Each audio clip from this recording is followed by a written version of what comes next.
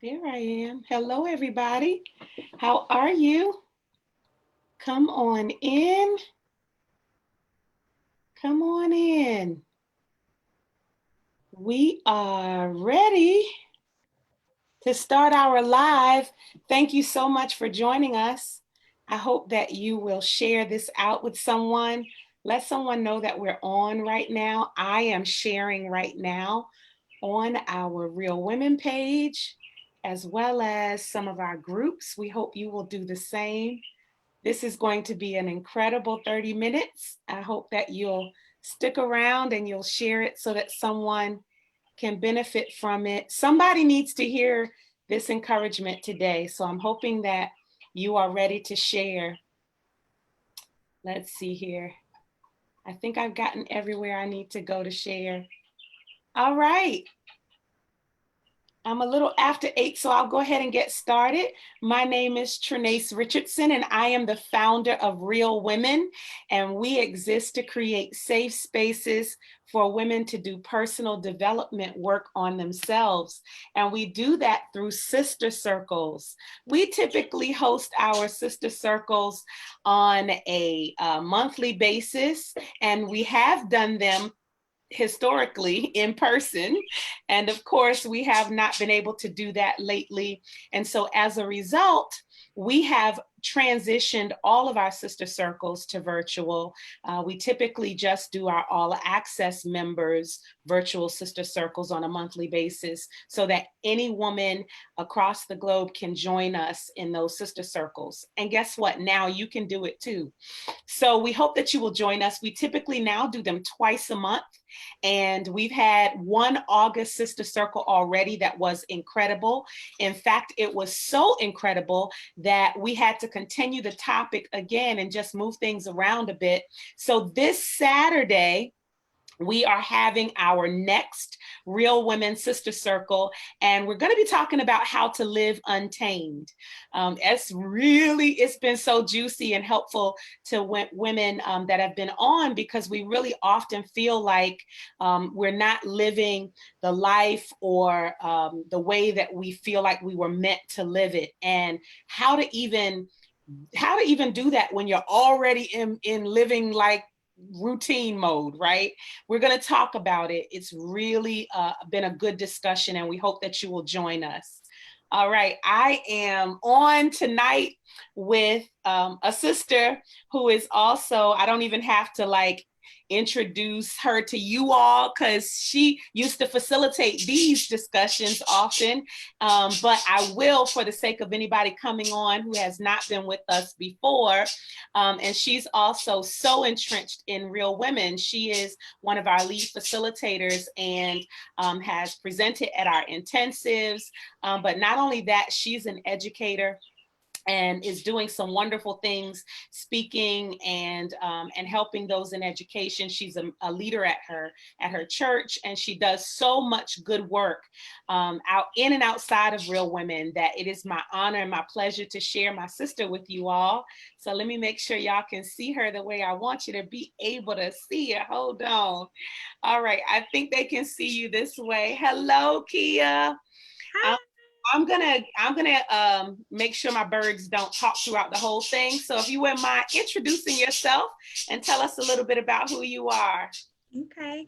Hi, everybody. It is so good to be back. It feels like it's been a minute since I have been on our Facebook live chat, but I'm happy to be here. I am so excited about our conversation that we're going to have this evening. So thank you for joining us. If you haven't yet, please be sure to share this video to your Facebook page so that others can engage in this very authentic conversation with us that we're again just so excited to have. And I hope everybody's doing well. It's midweek, so we're almost there. And tonight is going to be amazing, so I can't wait.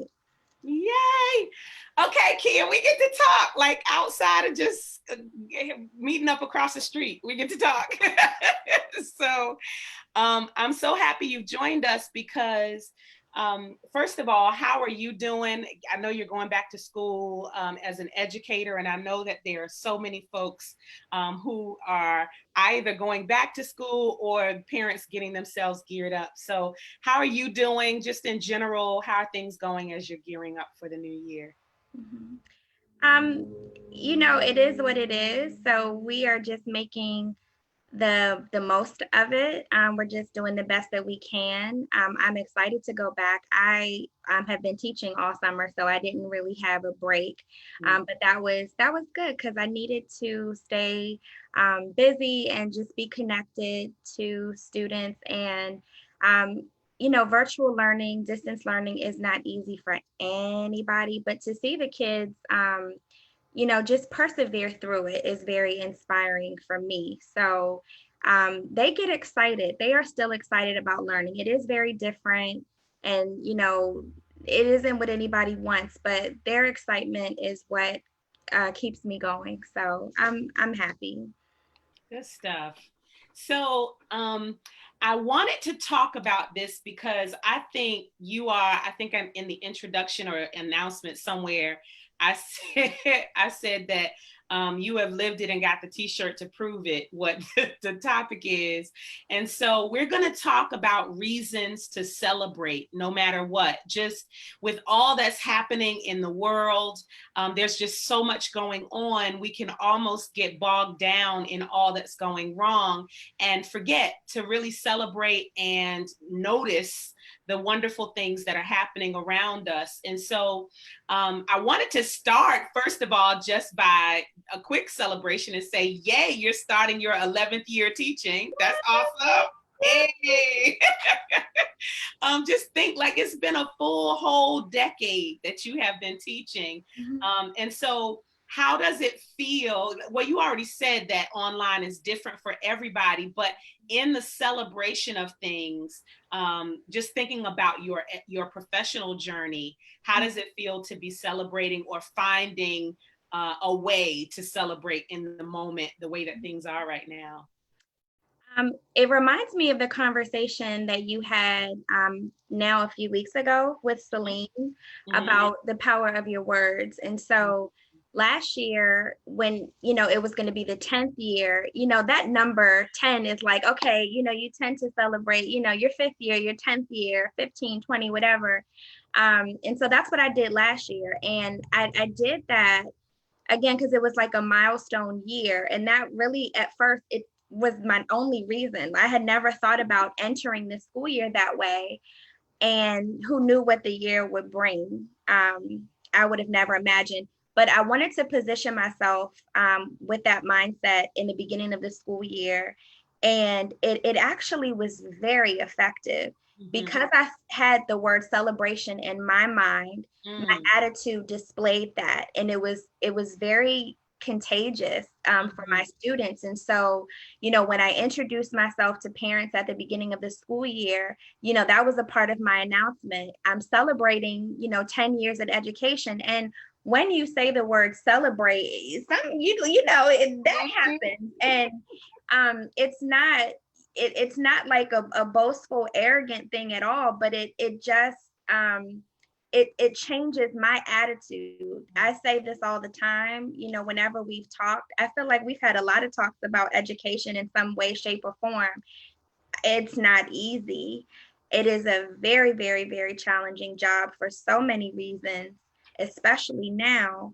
But if my mindset is one of celebration, then each day it's like I have something to celebrate regardless. And if I'm saying that, and my disposition is reflecting that, then the kids take that on as well.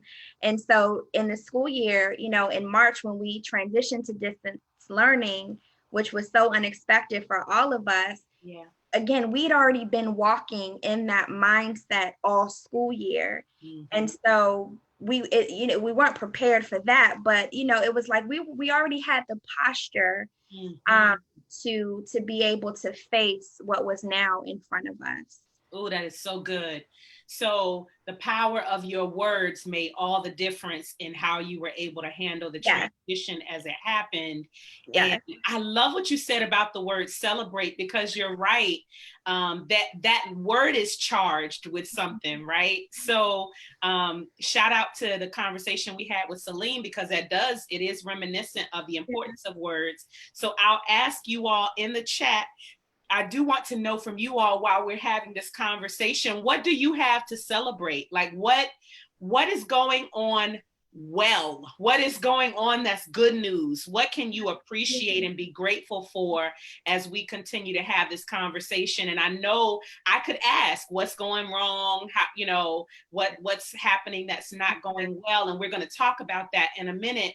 But I'd love to start with that, like you started with your school year. Like, literally, what do we have to celebrate? And so we'll come back to that, and we'll come to the chat. Hopefully someone will tell us what some of their celebrations are. But we've entitled this Celebrate No Matter What. And so I know that as we're talking about celebrate and how you entered the school year, you found a way to pivot and transition. But in the midst of you starting the year like that, in the midst of your professional transitions happening and you being able to pivot because you had the right posture, other stuff happened too. So could you talk about some of the twists and turns that you've had to endure while you were endeavoring to celebrate? Yes. So, and one thing I wanted to say too, I don't even think I fully answered your question because I was rambling as I normally Love do. it. Go ahead. But don't wait until a milestone year. So I decided every year I want that same posture. So going into year 11, it's that same mindset. And I'll need to do that at the beginning of every year of my career. That's good. Oh, before you answer the second question, that's so good. I'm glad you inserted that, because what that means is we should establish milestones and not allow milestones to be dictated for us. Yes. So and that is important for me to hear, Keah, because oftentimes I wait until my birthday. Like, I wait, and my birthday month, I'm like this all month long, right? But I don't have that same type of energy. I try to still be positive, but I don't have that same type of energy. And the question is, why not? Like, why not? I could, So that is helpful for me. Okay, go ahead. I'm sorry. No, I thought that was important. I think you asked like what are some things that came up during the school year. So again, the beginning of the school year, September, I'm like celebrating year 10, I'm taking pictures of my classroom and, posing and, t-shirts made and, all those things because it was year 10. And I did some different things, with my students this year, just, really thinking about a celebration just because I really come a long way, from being in college for so long to, fighting, to be an educator, and then to, realize, wow, I've learned so much, I've grown so much. And, I'm now that I'm getting seasoned, I'm still learning and I'm still evolving. And that's just an amazing thing to do when you get to do it alongside children.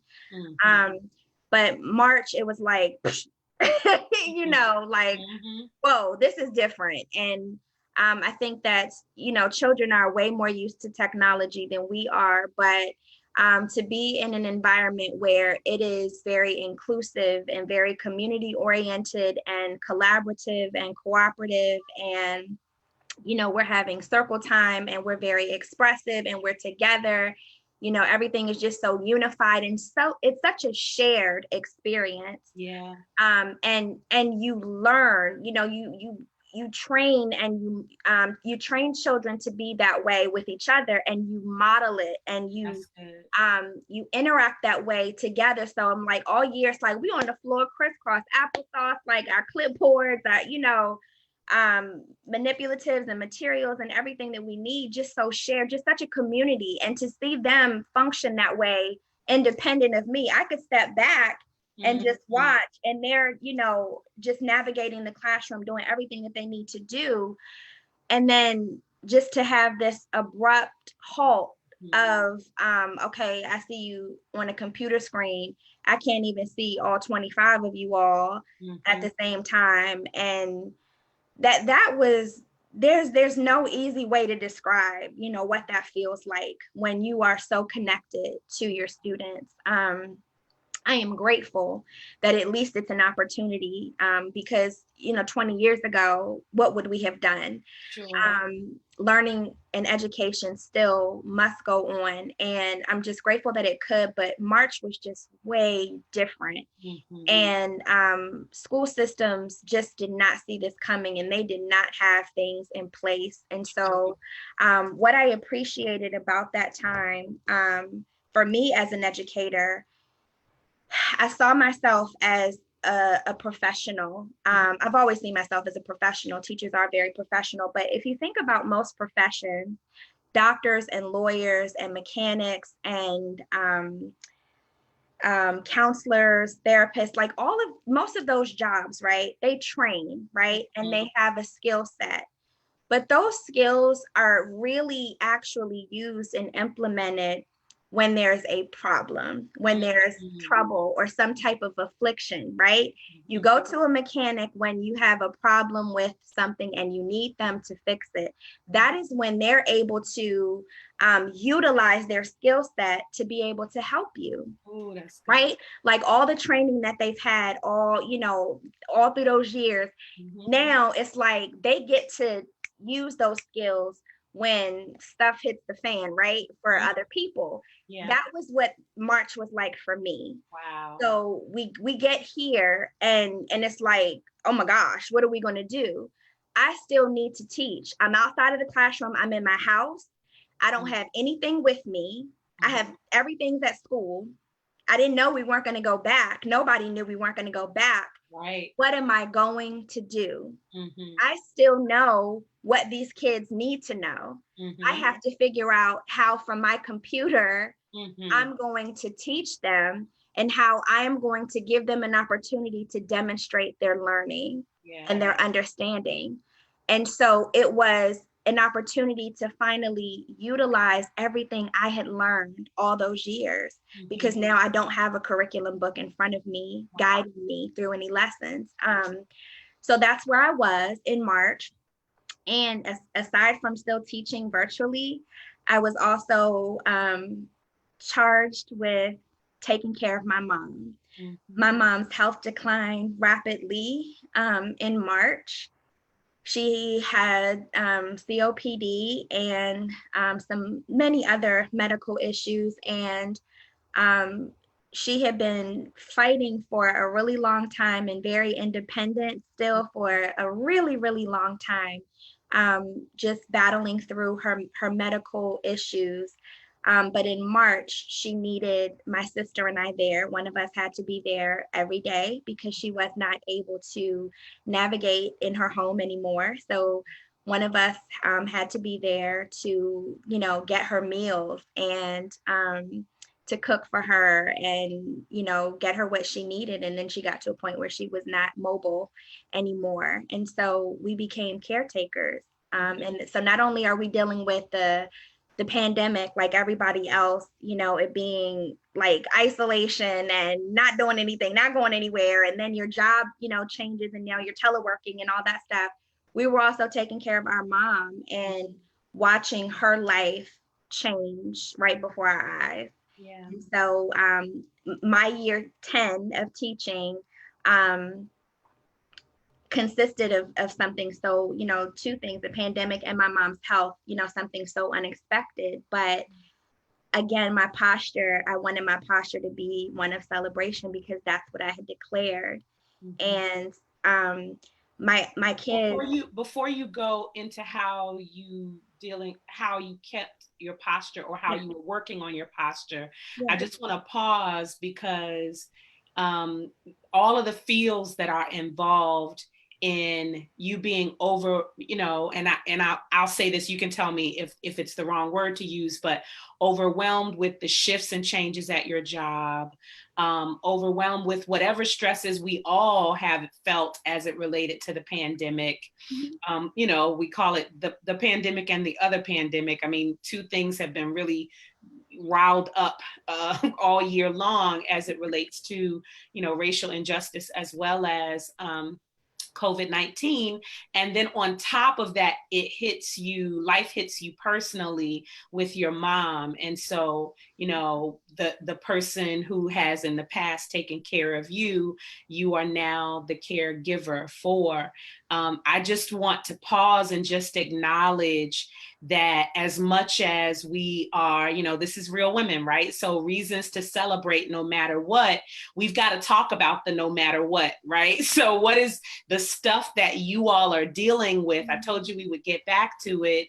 We know that there are things that you should and could and can celebrate, and we're going to come full circle right back to that. Yeah. But just want to fully acknowledge that there are roller coaster rides with this, that, and to ignore the dips and the valleys doesn't get us anywhere. So just want to acknowledge how overwhelming and weighty that must have been, and probably you're still dealing with a lot of it, I'm sure, but in the moment having to be transitioned into all of that at once, I can only imagine how hard that was. And I know you were transitioning into talking more about just how you were dealing with it, but I just wanted to pause there for a second. You can go right ahead.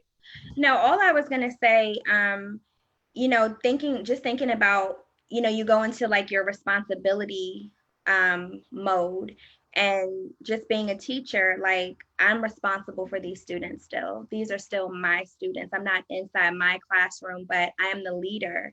I am the example. And so I had to show up, with that same posture, because that's what I needed to reflect for them. Here they were, seeing me on a screen every day, not knowing, what I was going through, in my personal life. But I needed to be that reflection, and for my mom as well, her going through what she was going through. I couldn't show up in her bedroom, you know, with being a 5-year-old, crying all the time and falling out, and because I literally just saw her life change. And I think about myself as a daughter, and my mom is this, for me, over me, covering me, my mom, right? And for this to happen, I don't have the words, but it wasn't in that moment. It wasn't that I was thinking much about celebration, but rather I gotta hold it together. And that was the same thing I thought about, with the students. I can't, in teaching, I can't lose it because of all this that's going on. I have to hold it together. So wherever you are, whatever it is for you, you might not always in every moment be able to grab onto that celebratory attitude, but it's going to be something that you're going to have to hold on to, so that you don't get stuck where you are. That is so good. And I'm asking, you all don't have to be shy. It is okay if you don't share, because we will. And then if you're watching this in the replay, we invite you to share as well. But you have a choice even in this moment to share, because you need to be able to process both, right? What things do I have to celebrate? And then what's my no matter what? Celebrate no matter what. What's going on? What are you dealing with? What is your no matter what? We would love to hear from you as it relates to you sharing. And so going through, that's March, maybe that's April, you're dealing, and I remember talking to you at different points and times and just asking how you doing. And this is kind of the answer. Like, just, it's just a lot. It's a lot to deal with. And so in your dealing with all of those things, I'll ask you, well, I'll push it just a little bit, just for the sake of time, and say, it got more difficult for you to deal with, right? Could you speak to that before we get to kind of what you could see in the midst of all of the storm and the clouds? Because it got stormier for you. It did. Yeah. So if you can just imagine going into the beginning of starting the school year, with an attitude and posture of celebration, that's the declaration.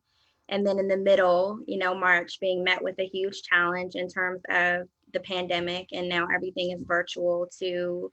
In addition to that, I'm taking care of my mom, and watching her suffer very up close and personal to before the school year ended. She was gone. My mom passed on May 29th, and that was hard. That is hard. And I know that it'll always be hard. But if ever there's an opportunity to practice what you preach and to really live out loud what you really believe, it's now. So yet again, just another opportunity to shift to the mindset and the posture of celebration. And can I pause and ask you, yeah. How in the ham sandwich do you find ways to celebrate in the midst of that? Because I was able to be close, by, and I could, as much as you were broken, as much as you still are processing and broken from it, but especially in the moment, I even still heard in the moment you saying some positive things. I want you to be able to share them. I won't repeat them for you, but I heard you sharing some positive things, like, you putting a spin on everything. What was your mindset? How were you able to make that shift? And what were some of your thoughts that allowed you to even celebrate in any way during that time? I'm so excited to share this, and my prayer is that it helps someone. Towards the beginning of last year, again, September 2019, I had to take a class. I chose this growth mindset class because teachers have to take professional development to, keep up our certification and get credits and all that. That class, it was supposed to be for my students, to help them implement a growth mindset through their learning challenges and all that. But that class was strictly for me, because I knew that was the attitude I wanted to have in my personal life. I did not know how I was going to have that growth mindset, because I didn't know what was going to happen. But the things that you learn, like for work or for school, are so applicable to your life. And so as I was taking that class, no lie, and we met once a month. We had to read a chapter a month, and then we meet virtually to talk about it. In April, as I'm at my mom's house, and now let me tell y'all, I love my mom. I did not like being over there taking care of her every other day. My sister and I related. That was hard. That was hard. Yeah. It was my honor and my pleasure, and I thank God for the moments, but that was hard. Yeah. Because she was not a person that needed to be taken care of. But I read something in that during that month, the chapter we were assigned, and I want to share it here. It is, I believe it's a Cherokee proverb that talks about good versus evil, and it's a short story. One evening, an old Cherokee told his grandson about a battle that goes on inside people. He said, "My son, the battle is between two wolves inside us all. One is evil. It is anger, jealousy, sorrow, regret, greed, arrogance, self-pity, guilt, resentment, lies, false pride, and ego. The other is good. It is joy, peace, love, hope, serenity, humility, kindness, empathy, generosity, truth, compassion, and faith." So there's two sides, right? We all have two sides. Every situation has two sides. It has pros, cons, good, bad, right? The grandson thought about it for a minute and asked his grandfather, "Well, which wolf wins? Which side wins?" And the grandfather's response was, the one you feed. Mm, mm, mm. And so when you think about whatever you're facing, whatever your adversity or your affliction is, you get a choice every day Mm, which mm, one you're going to feed. mm. Whatever you feed in your life is going to be what grows. And so as you asked me, how do you celebrate? Your mom's not here physically. Yeah. How do you celebrate? Yeah. And I have joy in Mm, my heart and I'm smiling, mhm, and I hope like people don't think that's strange, mhm, but I have joy because I know where she is. mhm.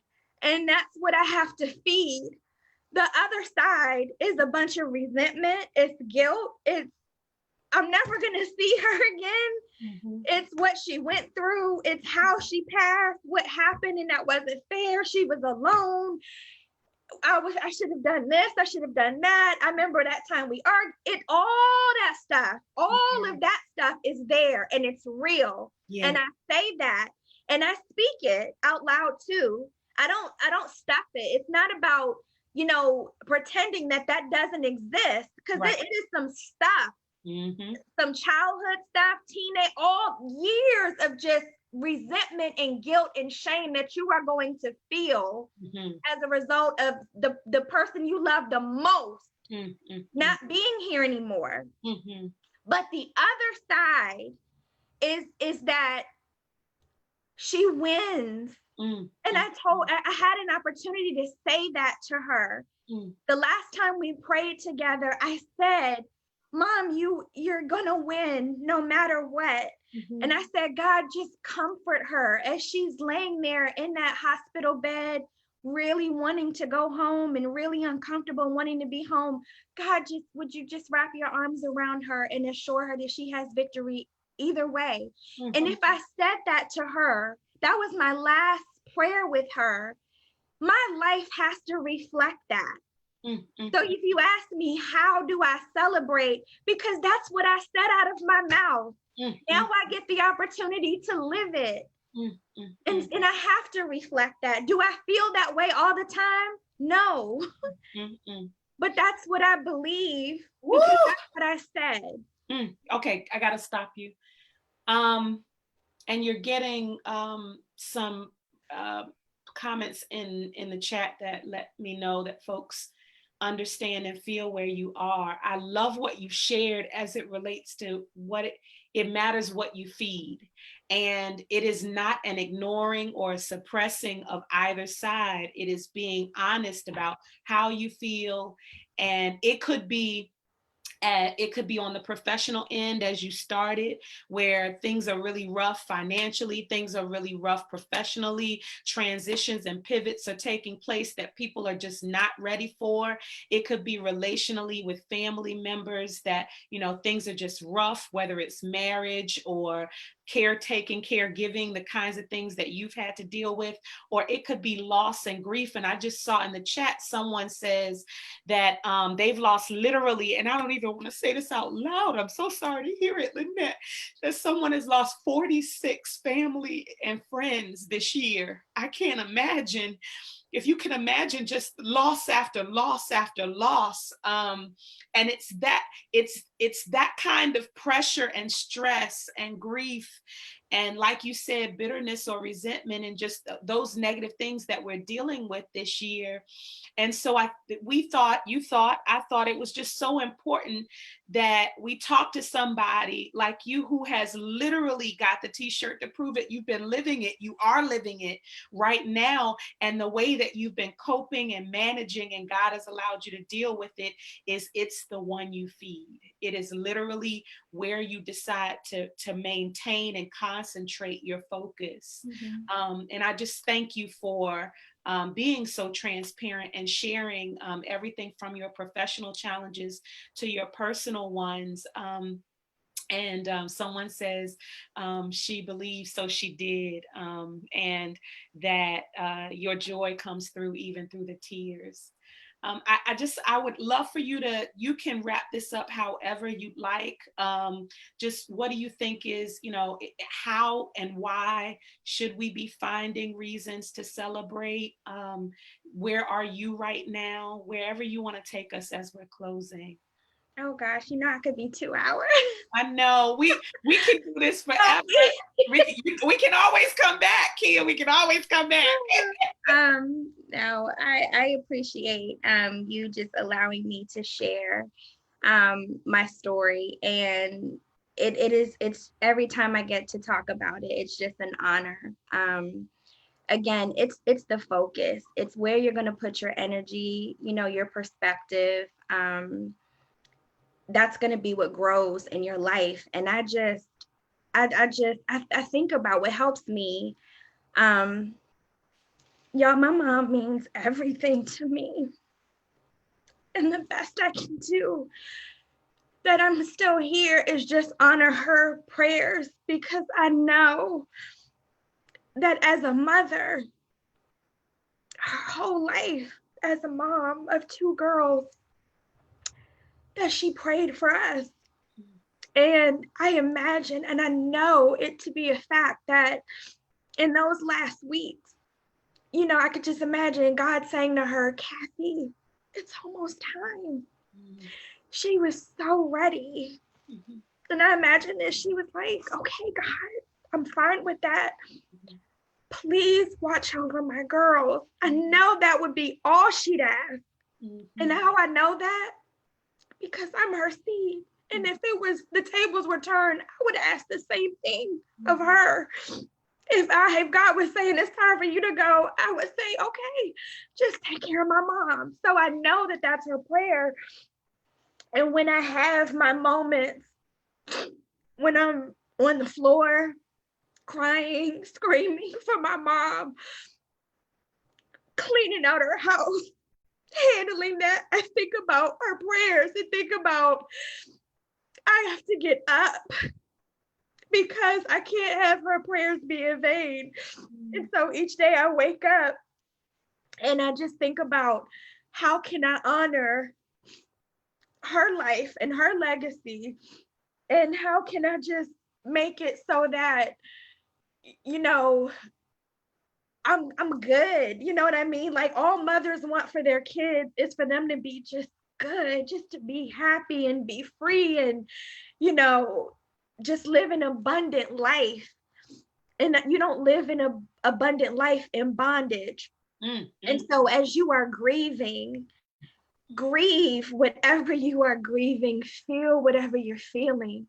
But in it, get up, reach out, call somebody, get you a grief share book, open it up, do the work. And we're not talking about doing this so that you get over it and so that you just get past it and it's done and it's gone. We're talking about so that you can go through it and grow through it.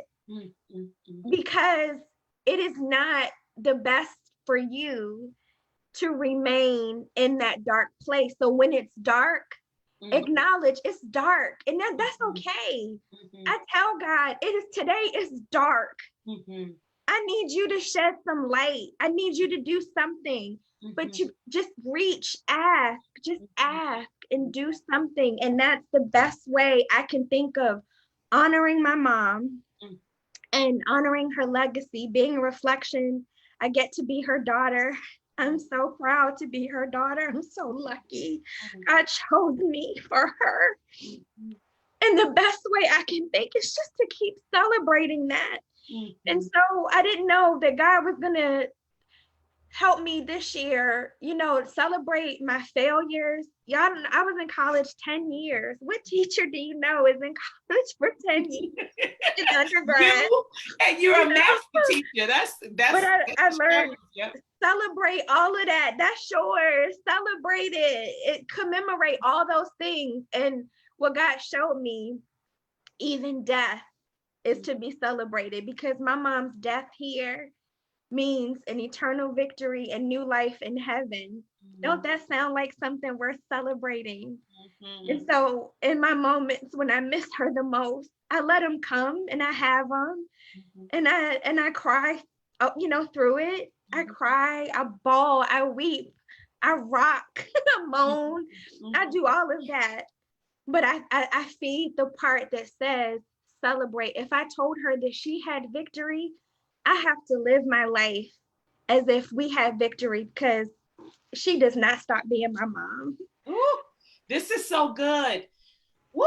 Uh, there's so much that you said, and so many folks are gravitating to just some of the things that you said, that you cannot live in abundance in bondage. Just so much of what you said is life-giving, and I just want to thank you and honor you, not just for telling your story, but as someone said in the chat, going through it. Like, I believe it's Glennon Doyle or someone who says, there is no glory except straight through your story. Like, Mm-hmm. we've got to go through it in order to experience, the process, so that we can journey and have something to share with someone else. And so somebody loved, she will never stop being your mom.